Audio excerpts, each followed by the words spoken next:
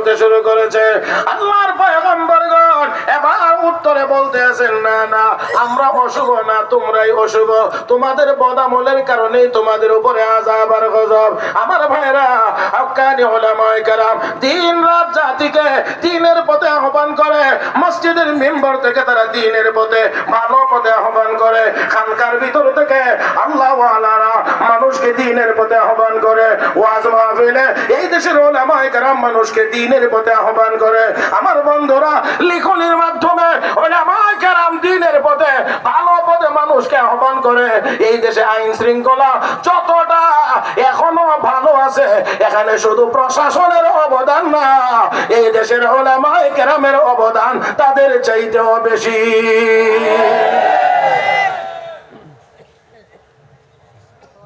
আল্লাহ আমাদেরকে বোঝার তৌফিক দান করুন।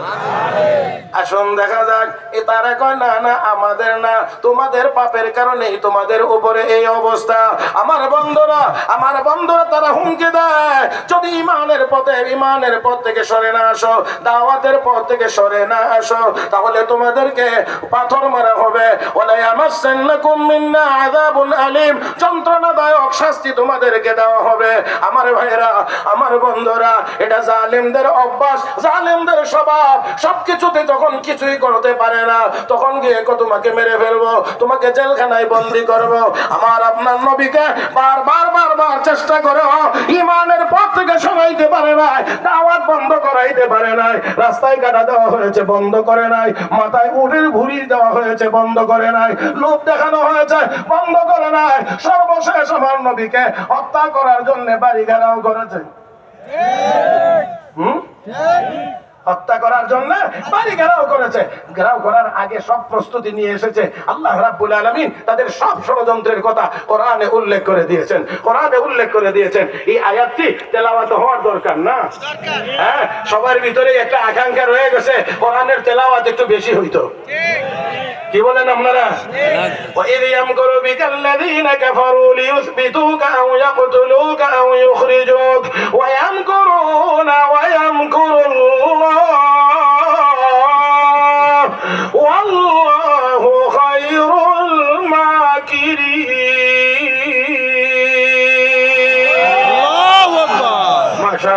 মাশাআল্লাহ।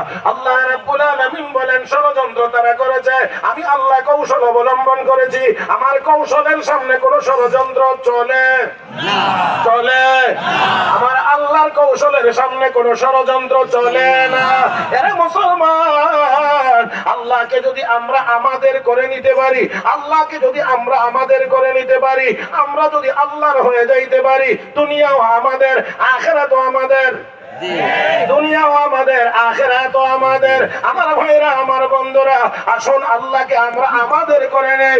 ওই জালেমরা পয়গম্বরদের কথা শোনার পরে চূড়ান্ত সিদ্ধান্ত নিয়ে ফেলেছে, পয়গম্বরদেরকে হত্যা করবে। নাউজুবিল্লাহ, জোরে কান, আরো জোরে কান। পয়গম্বরদেরকে হত্যা করে ফেলবে, এমন সিদ্ধান্ত যখন নিয়েছে, তখন একজন মানুষ শহরের এক প্রান্ত থেকে দৌড়িয়ে এসেছে। আস্তে না, হেঁটে না, দৌড়িয়ে এসেছে। আল্লাহ রাব্বুল আলামিন কোরআনে বর্ণনা করেছে, وجاء من أقصى المدينة رجل يسعى قال يا قوم اتبعوا المرسلين اتبعوا من لا يسألكم أجرا وهم مهتدون।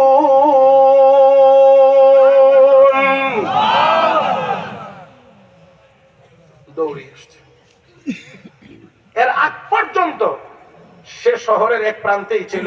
যখন দেখছে পয়গম্বরদেরকে হত্যা করা হবে, তখন আর সে ওইখানে বসে থাকে নাই। এই যে লোকটা দৌড়িয়ে আসছে, এই লোকটার নামই হাবিবে নাজ্জার। দৌড়িয়ে আসছে, আয়েশা কি বলতে আছে, ইয়া কওমি ইত্তাবিউল মুরসালিন, রাসূলকে মারবা কেন? তোমরা তাদের অনুসরণ করো। আমার ভাইয়েরা, এই যে দৌড়িয়ে আসছে, তার আগে আসছে না, ওইখানে বসা ছিল। যখন দেখছে পয়গম্বরদের উপরে হামলা, আর নীরব বসে থাকে নাই। তার মানে হলো, সাধারণ একজন ঈমানদারও ইসলামের উপরে যখন হামলা হয়, তখন আর নীরব বসে থাকতে পারে না। আমরাও নীরব বসে থাকতে পারি না। মুহতারাম হাজিরিন, সাহাবায়ে কেরামের বৈশিষ্ট্যই ছিল নিজেরা নিজেরা বড় দয়ালু, কাফের বেঈমানদের মোকাবেলায় বড় কঠোর, বড় শক্ত, বড় শক্তিশালী।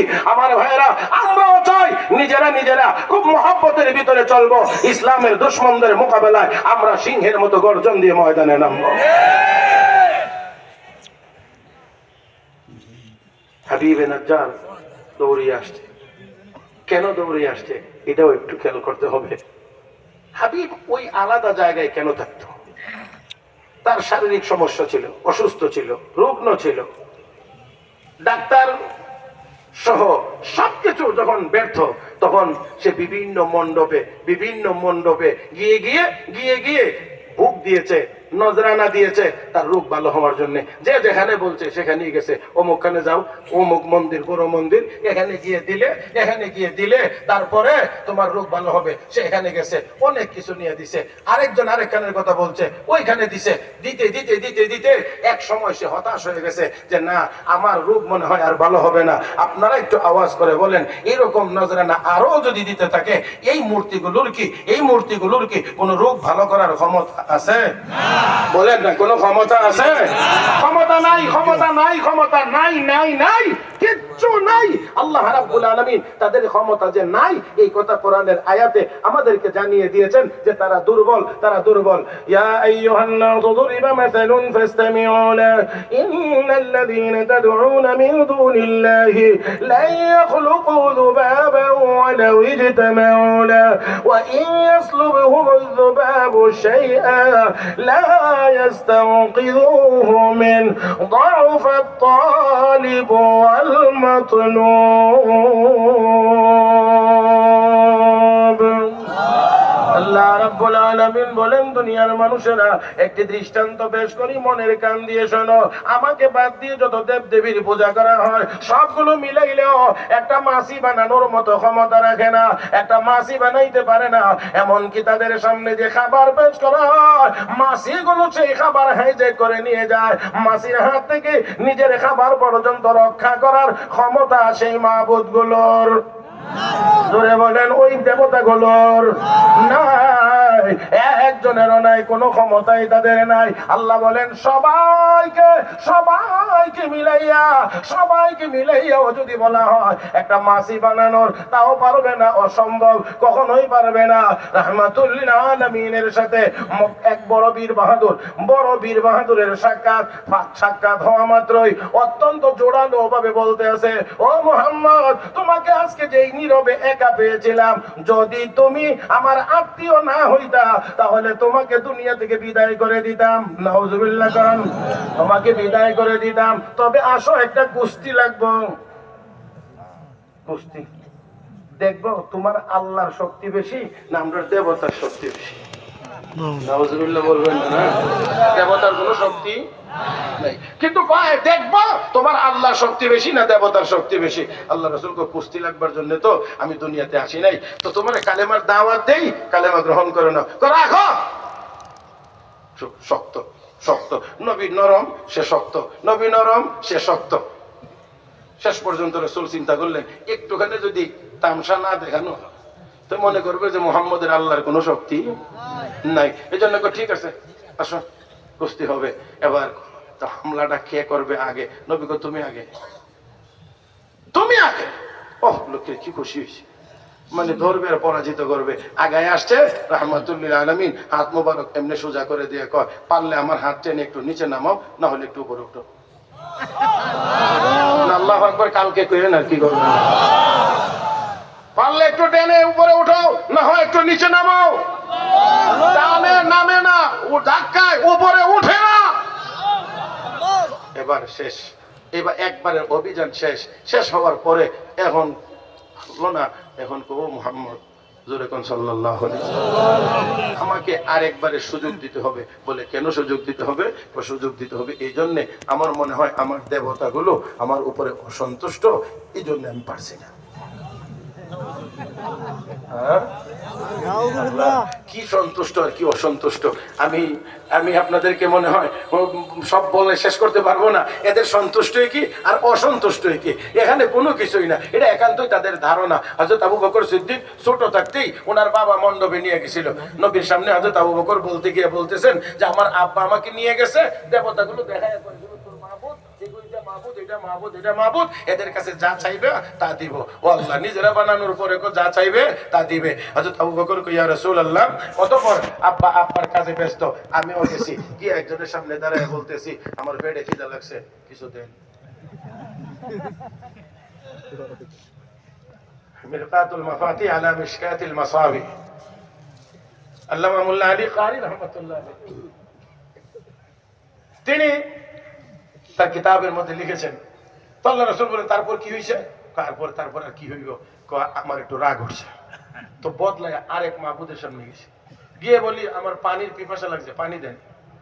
কথার পর এটাও কোনো উত্তর দেয় না, ফলে আমি ইউজিবিনি, আমার কোনো উত্তর দেয় না। তো না দেওয়ার পরে রাগ আরো উঠছে। এবার পাথর হাতে নিছি, নিয়া এদের সামনে গিয়ে বলছে আমি যা চাইছি তা দেন, না হইলে কিন্তু। তারপরে কোনো কথা বলে না। তারপর মেজাজ গরম হয়েছে, মারছি একেবারে খোদার ঘাড় ভেঙে গেছে। ফিল্ম করে পড়ছে পুরা মণ্ডপ জুড়ে আতঙ্ক। কে করলো এই কাম? আবু কুহাফা উসমান ইবনে আমেরের ছেলে আবু বকর। আমার আব্বা রাগান্বিত হয়ে ধরে টেনে হিসড়ে আমাকে বাড়িতে নেওয়া শুরু করছে। বাড়িতে নিয়ে আমার মার কাছে হস্তান্তর করে আর কয়, এই নাও তোমার ছেলে কি সমস্যা বাজাইছে, কি করছে, মান সম্মান সব নষ্ট করে ফেলছে। কি করছে? তার কথা কয়ও না, খোদার ঘাড় ভেঙে গেছে। বলতেও শরম করে না, হ্যাঁ বলতেও শরম করে না যে খোদার ঘাড় ভেঙে ফেলেছে। এটা কেমন খোদা? যাক, এবার হযরত আবু বকর বুঝতে পেরেছেন একটা শাস্তি ছেলের উপরে আসতেছে। এই জন্য কয় আমি একটা কথা আপনার কাছে বলতে চাই, যে কথাটা অনেকদিন থেকে বলার ইচ্ছা ছিল, কিন্তু সেই পরিবেশও আসে নাই, বলতেও পারি নাই। কথাটা আজকেই বলে হইল। এবার তো আগ্রহী বেশি, এমন একটা ভূমিকা দিলে নর্মাল কথা শুনবার জন্য তো মানুষ আগ্রহী, যে একটা ভূমিকা দিছে, এই ভূমিকার কারণে। আরে কি কথা তুমি এতদিন পর্যন্ত বলতে পারো নাই, অনেকদিন পর্যন্ত লুকিয়ে রাখছো, বলো কি বলতে চাও? তো স্বামী, এই সন্তান যখন প্রসব করছিলাম, আমি যখন প্রসব ব্যথায় কাতরাইতেছিলাম, তখন তো আপনি আমার কাছে ছিলেন না। বলে না, ছিলাম না। স্বামী, আমি যখন ওই বিশাল ব্যথার যন্ত্রণা কাতরাইতেছিলাম, ওই সময় আমি শুনি আমার কানে কানে কে জানি এসে বলছে, সামিতু হাতিফা ইয়াকুল يا أمة الله على التعقيب أبشري بالولد العتيق اسمه في السماء صديق ولمحمد صاحب ورفيق। ও আল্লাহর বান্দি, মনোযোগ সহকারে শোনো। তুমি যেই সন্তান প্রসব করতে যাচ্ছ, এই সন্তান সাধারণ সন্তান না। তোমার এই সন্তানকে জাহান্নাম থেকে মুক্ত ঘোষণা করা হয়েছে। আসমানে তার নাম সিদ্দিক রাখা হয়েছে, জমিনে মুহাম্মাদুর রাসূলুল্লাহর সাহায্যকারী এবং তার সঙ্গী হওয়ার জন্য পাঠানো হয়েছে। আমার ভাইরা, আমার বলার কথা ছিল, ওই মূর্তির মাথা ভেঙে ফেলেছে, তারপরেও মূর্তি নিজেকে বাঁচাইতে পারে না। এমন বস্তু কোনদিন মাবুদ হইতে পারে? আমার বন্ধুরা, একটু আওয়াজ করে পুরা প্যান্ডেল আওয়াজ করে বলবেন, আমার আপনার যিনি আল্লাহ, আমার আপনার যিনি আল্লাহ, ওনাকে আমরা বাঁচাই না আমাদের আল্লাহ আমাদেরকে বাঁচান? কে বাঁচান? কে বাঁচান? পুরা আকাশ বাতাস ভারী করে মহান আল্লাহকে কলবের ভিতর থেকে ডাক দেন, আল্লাহ। আর জোরে বলেন আল্লাহ। খারাপ লাগে? ও মুসলমান, ও মুসলমান, আল্লাহ রাব্বুল আলামিন আমাকে আপনাকে হেফাজত করেন। তাদের মূর্তিগুলোকে তারাই বানায়, তারাই রক্ষণাবেক্ষণ করে, তারাই পূজা করে, আবার তারাই নিয়ে পানির মধ্যে ডুবায়া দেয়।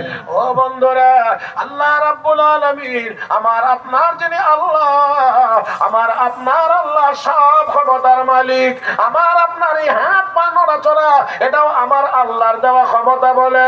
ওরে মুসলমান। তাই আসুন বলতে চাই আল্লাহ যদি আমাদের হয়ে যায়, আমরা আমেরিকাকে পরোয়া করি না। আল্লাহ যদি আমাদের হয়ে যায়, আমরা রাশিয়াকে পরোয়া করি না।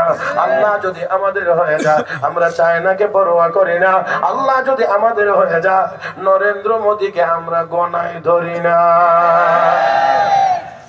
হ্যাঁ, কষ্ট হইতেছে না তো? হ্যাঁ, ঘড়ির কাঁটা ঘুরে আবার জায়গায় আসো, তখন দেখা যাবে শেষ করার কোনো চিন্তা ভাবনা করা যায় কিনা। হ্যাঁ নাকি? হ্যাঁ, একজনে সারা রাত, মাশাআল্লাহ। আর তুমি পারবা? তুমি সারা রাত পারবা? আমার মতে মনে হয় সম্ভব না। তার কারণ তোমার তো 1 দিন 2 দিন 3 দিন 5 দিন 10 দিন, আমার প্রতি মাসে অন্তত কম করে হইলেও 80টা করে প্রোগ্রাম আছে। অন্তত তারপরেও চলা তো বন্ধের কথা বলছি না, বন্ধের কথা বলি নাই। আল্লাহ তৌফিক দান করুন, চলতে থাকবে ইনশাআল্লাহ, চলতে থাকবে ইনশাআল্লাহ। আপনারা কি রাজি আছেন নি? হ্যাঁ, রাজি আছেন সবাই? আল্লাহ তুমি আমাদেরকে কবুল করো, আল্লাহ তুমি আমাদেরকে কবুল করো আমার বন্ধুরা। তাই আসুন আমি আবার জায়গায় ফিরে যাই। বলছিলাম সবাই মিলেও একটা মাসি বানানোর ক্ষমতা রাখে না, আর আমার আল্লাহ যদি চান তাহলে মুহূর্তের ভিতরে সব তৈরি করতে পারেন।